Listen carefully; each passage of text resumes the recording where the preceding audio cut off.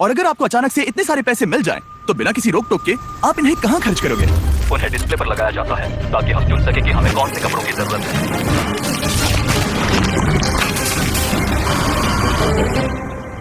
Uganda के rural इलाकों के लाखों लोगों के लिए ये पैसे अलग तरह से इस्तेमाल किए जा सकते हैं। इनमें से ज्यादातर लोग एक दिन का गुजारा सिर्फ $1 या $2 में करते हैं, जिसका मतलब है एजुकेशन लेना, एक बिजनेस शुरू करना, खुद का इलाज करवाना और इलेक्ट्रिसिटी मिलना तो यहाँ नामुमकिन सी बात है।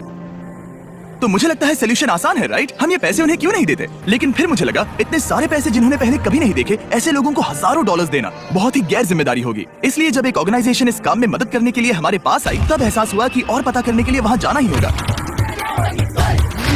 युगांडा एक खूबसूरत देश है और ये कुछ कमाल के लोगों से भरा हुआ है। पर जब भी पहली बार गिव डायरेक्टली इस प्रोग्राम के बारे में मेरे पास आए, तब मेरी शुरुआती रिएक्शन ये थी कि ये एक बहुत बुरा आइडिया है। मुझे लगा कि पूरे 1 साल की तनख्वाह जितनी रकम ऐसे लोगों को देना जो भयंकर गरीबी में जी रहे हैं, इसका अंजाम आखिर में बहुत भयानक हो सकता है। गिव डायरेक्टली एक स्ट्रिक्ट सिलेक्शन प्रोसेस के जरिए सबसे ज्यादा जरूरतमंद गांव की पहचान करते हैं और हर एक परिवार को साइन अप करवाते हैं। उसके बाद वो रेसिपिएंट को एक मोबाइल फोन देते हैं और एक यूनिक पिन नंबर तैयार करते हैं। फिर पैसे उनके सिम कार्ड पर भेजे जाते हैं ताकि वो सीधे ट्रांजैक्शन कर सके, या फिर करीबी आउटलेट पर जाकर एक मोबाइल मनी तैयार करते हैं। फिर पैसे उनके सिम कार्ड पर भेजे जाते हैं ताकि वो सीधे ट्रांजैक्शन कर सके, या फिर करीबी आउटलेट पर जाकर एक मोबाइल मनी एजेंट से पिन का इस्तेमाल करके पैसे निकाल सके। कम्युनिटी में नौकरी के मौके सीमित होने की वजह से गाँव वालों के लिए अपने परिवार को संभालना भयानक रूप से मुश्किल हो गया है। इन्हीं लोगों में से एक है पॉल। मेरी एक बीवी है, 2 बच्चे हैं, इसलिए मैं रुका हुआ हूँ। मेरा परिवार दिन में सिर्फ एक बार खाना खाता है। हम बस एक बार खाते हैं, रात के समय। हमारे सामने ये चुनौतियां हैं। अगर पॉल के पास और पैसे होते तो वो उन्हें सिर्फ यहाँ एक बिजनेस शुरू करने में नहीं लगाता, बल्कि ये भी पक्का करता कि उसे और उसके बच्चों को अच्छी एजुकेशन भी मिल सके। मेरा लक्ष्य है कि मुझे सीनियर 4 क्लास का सर्टिफिकेट मिले। शायद तब मेरी जिंदगी और बेहतर हो जाए। वो करने के बाद भयंकर गरीबी में जीने वाले लोग काफी सीमित होते हैं। दिन का ज्यादातर वक्त वो घर का काम करते हैं और गरीबी के जिस उलझे हुए जाल में वो फंसे हुए, उससे खुद को आजाद नहीं कर पाते। 1 साल पहले टियान और लोकुरे की भी यही हालत थी। बच्चों ने स्कूल आधे में छोड़ दिया था और आस पड़ोस में काम पाना उनके लिए बहुत ही मुश्किल था। लेकिन एक बार गिव डायरेक्टली से डोनेशन मिलने के बाद उनकी जिंदगियां पूरी तरह से बदल गई। उन्होंने उन पैसों से वहां एक जमीन खरीदी और अब उन्होंने खुद की फसल उगाना भी शुरू कर दिया है। उन्होंने एक आटा चक्की भी खरीदी है जिसमें वो पूरी कम्युनिटी के लिए धान पीसते हैं और थोड़ा मुनाफा कमाते हैं। अब वो उसी मुनाफे से अपने घर में एक दुकान खोलने जा रहे हैं। और उसके साथ ही अब लोकुरी ने गांव में एक फ्यूलिंग स्टेशन भी शुरू कर दिया है। ये प्रोग्राम उस बात की जिंदा मिसाल है, क्योंकि ये एक ऐसी इकोनॉमी को बढ़ावा देता है जो बिजनेसेस बनाने में मदद करती है। पर अभी सीधे पैसे देने के आइडिया के बारे में मुझे थोड़ा डर लग रहा है। इसीलिए हम ये समझने की कोशिश कर रहे हैं कि क्या हमें किसी और तरह से मदद करने से फायदा होगा। इसलिए हम मिले सिल्वेस्टर से, जो है एक local give directly field officer. मैं इसी समुदाय से हूँ, कारामुजा में काम करता हूँ। मैं यहीं पैदा हुआ और पला बड़ा हूँ। तो अब मेरी कहानी बताता हूँ। जब मैं बड़ा हो रहा था तब मैं स्कूल में था। ये तब हुआ जब मैं सेकेंडरी स्कूल में था। आगे की पढ़ाई के लिए मेरे माता पिता पैसे नहीं जुटा पा रहे थे, तो मेरी पढ़ाई के लिए उन्हें हमारा घर बेचना पड़ा। और वो मेरे लिए मेरे सपने को बेचने जैसा था। ये मेरी यादों को बेचने जैसा था। गरीबी की बात करें तो सबसे मुश्किल गरीबी सपनों की गरीबी होती है। गिव डायरेक्टली के साथ जुड़ने के बाद एहसास हुआ कि ये उन चैरिटीज से काफी अलग है जिनके साथ मैंने पहले काम किया था। गिव डायरेक्टली हमें पैसे देते हैं और जब किसी समुदाय में पैसे जाते हैं तब उनके बिजनेस को बढ़ावा मिलता है। इन पैसों से वो अपनी जरूरतें पूरी करने में सक्षम हो जाते हैं। लोग यहाँ गरीबी की चपेट में हैं, इसलिए नहीं कि वो कोशिश नहीं करते या फिर वो काबिल नहीं है। वो इसलिए गरीबी में फंसे हुए हैं क्योंकि यहाँ मौके कम हैं। इन्हीं लोगों में से एक हैं जोसेफ, इस गांव के मुखिया। कुछ लोगों की जमीन है पर वो बहुत दूर है, इसीलिए हमें कुछ पैसों का इंतजाम करके कहीं और जाकर जमीन खरीदने की जरूरत है। हम घास से घरों को बनाते हैं जिसे दीमक बहुत तेजी से खा भी सकते हैं और वो घर ज्यादा दिन टिक नहीं पाते। और अगले साल फिर से वही चीज, घरों को तोड़ो, फिर से बनाओ या फिर उन्हें ठीक करते जाओ। पर घर उन कई समस्याओं में से एक है जिसका ये गांव सामना करते हैं। भूखमरी, गरीबी और एजुकेशन की कमी गंभीर रूप से इस पूरे कम्युनिटी को पीछे ढकेल रही है। गांव को संभालने के अलावा भी जोसेफ पर एक और बोझ है। जोसेफ को कुछ सीरियस हेल्थ कॉम्प्लिकेशंस भी हैं। कुछ साल पहले इन्हें एक स्ट्रोक आया था जिससे ये कमजोर पड़ गए हैं और पैसे ना होने के कारण हेल्दी रहने के लिए इन्हें जिन दवाइयों की जरूरत है उन्हें खरीद नहीं पा रहे। यहाँ पर जीना बहुत मुश्किल है। पता नहीं मैं बच पाऊंगा या फिर नहीं। मैं सच में नहीं जानता क्यों स्ट्रोक एक बहुत ही गंभीर बीमारी है।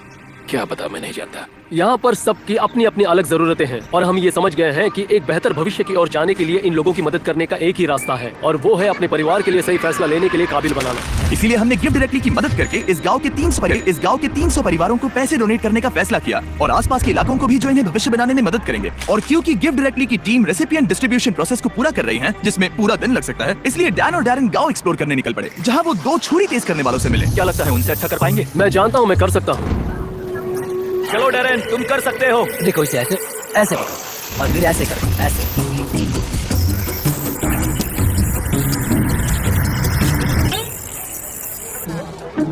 और अब होगा एक फाइनल टेस्ट। क्या वो मुर्गी लाने वाले हैं? नहीं, वो मुर्गियों को बिल्कुल नहीं लाने वाले। यहाँ पर भीड़ इकट्ठा हो गई है। हम देखने वाले हैं कि किसने सबसे अच्छी धार लगाई है। अगर वीडियो को पीछे करोगे तो देख पाओगे कि चाकू को धार लगाते वक्त कोई तो डैरेन की मदद कर रहा था और मैंने अकेले ही पूरी मेहनत की है। पहले एक प्रोफेशनल करके दिखाएंगे। हाँ। ठीक है। और अब डैन और डैरेन की बारी थी। मैं हूँ चैंपियन।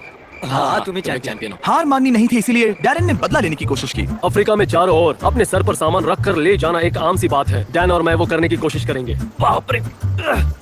तैयार? नहीं नहीं रुको। तुम ठीक हो? क्या तुमने हाथ हटा दिए? हाँ। तुम ये कैसे कर रहे हो? ठीक है। तैयार हो? ओ, मैं जीत गया। अरे यार। ओके, डैरेन इस बार जीत गया, पर इसका बैग तुम ये कैसे कर रहे हो? और अगले ही दिन वक्त था डिस्ट्रीब्यूशन का। आखिरकार वो पल आ ही गया। सारे पैसे करीब 10 मिनट्स में ट्रांसफर होने वाले हैं और आखिरकार इन सभी लोगों को वो मौका दिया जा रहा है ताकि वो गरीबी से बाहर आ जाए, जिससे ये पूरी जिंदगी लड़ते आ रहे हैं। पर गांव में सभी लोगों में से जोसेफ सबसे ज्यादा फिक्र में थे। उन्हें पता था कि इन पैसों से उनकी और उनके परिवार की जिंदगी बदल सकती है। यही वो पल था जिसका इन्हें इंतजार था। पूरी कम्युनिटी घबराई हुई थी और साथ ही एक्साइटेड भी।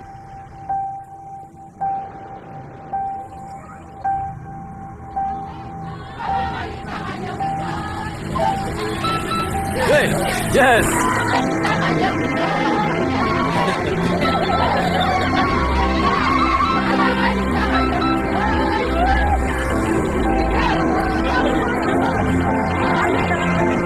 ये वाकई में कई जिंदगियों के लिए बदलाव लाने वाला पल था। ये मौका सिर्फ इन लोगों को ही नहीं मिला, बल्कि इनके बच्चों को और उनकी आने वाली पीढ़ियों को भी मिला है। गिव डायरेक्टली के साथ मिलकर हम इस गांव के हजारों लोगों की जिंदगियां बदलने में कामयाब हो पाए।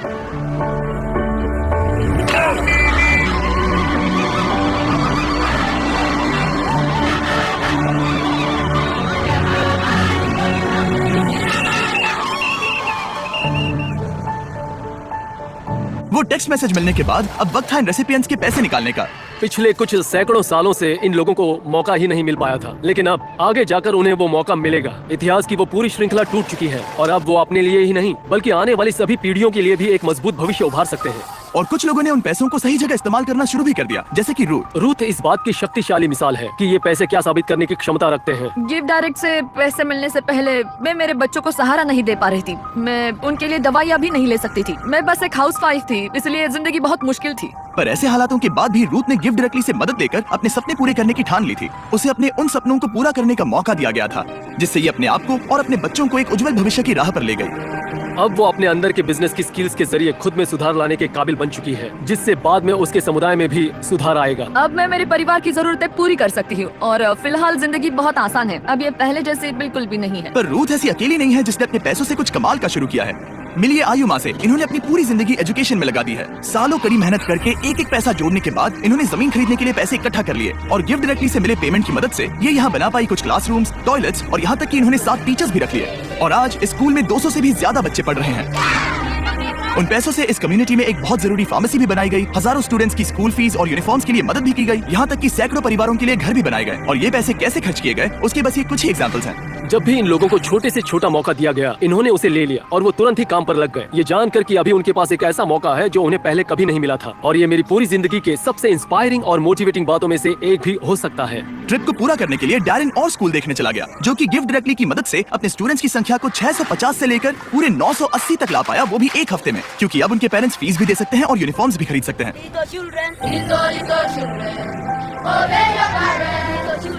आप गड़गड़ाहट की आवाज सुन सकते हो, तब असल में बारिश शुरू हो गई थी। पर जैसे ही बच्चों ने गाना गाना शुरू किया, वो बादल हट गए और यहाँ पर उजाला हो गया। ये बहुत ही कमाल का अनुभव था। गिव डायरेक्टली ने साबित कर दिया कि हमारा शुरुआती शक बेबुनियाद था और ऐसे कई नए आइडियाज हैं जिनके बारे में सोचकर हम एक साथ एक उज्जवल भविष्य की रचना कर सकते हैं। पर और काम बचा है, इसीलिए हम गिव डायरेक्टली के साथ मिलकर और एक गांव को पैसे देने वाले हैं जो बस 1 मील दूर है। अगर मदद करनी है तो डोनेट बटन दबाइए या givedirectly.org/beast पर जाइए ताकि हम और युगांडन्स की मदद कर सकें। सब्सक्राइब